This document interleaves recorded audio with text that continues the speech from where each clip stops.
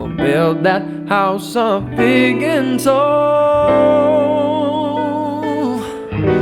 A Robin, Peter to pay Paul.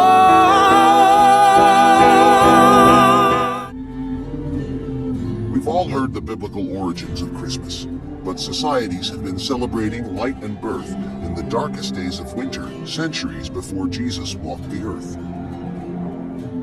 In the Norse country, this winter celebration was known as Yule. Around December 21st, the winter solstice, fathers and sons dragged evergreens indoors as reminders of life and set logs on fire as a promise of good fortune. Ancient Rome had its own December festivals. 1 week before the winter solstice, Romans began celebrating Saturnalia, an orgy of food and drink in honor of Saturn, the god of agriculture. Some Romans, particularly soldiers and government officials, also worshipped Mithra, the sun god. It is believed that to this small but powerful sect, the birthday of Mithra, December 25th, was the holiest day of the year. By the 1st century AD, pagan traditions were being challenged as Christianity took hold throughout the empire. But Christ's birth date remained a mystery, since the Bible doesn't mention exactly when he was born. Since pagan Rome already celebrated the birth of Mithra on December 25th, it is theorized the Church adopted the date as the birth of the Christ child. In the 4th century, the Church made it official, declaring December 25th as the feast day of the Nativity.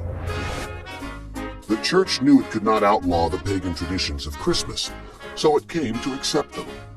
The evergreens traditionally brought indoors were decorated with apples, symbolizing the Garden of Eden. These apples would eventually become Christmas ornaments.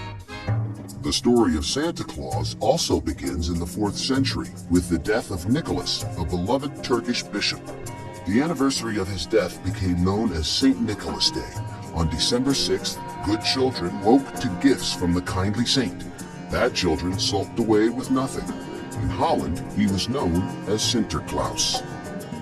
1,500 years later in America, a seminary professor named Clement Clark Moore reimagined the legend of St. Nicholas. In 1822, Moore wrote a poem called The Night Before Christmas about a good-natured saint named Santa Claus who was pulled by a group of reindeer and came down the chimney on Christmas Eve.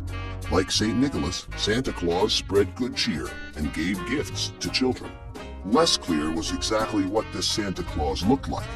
Then in 1863, Thomas Nast, a cartoonist for Harper's Weekly, settled the matter once and for all with his version of the Christmas saint. Nast's Santa was rotund and jolly, with a full white beard and a sack full of toys. An American icon was born.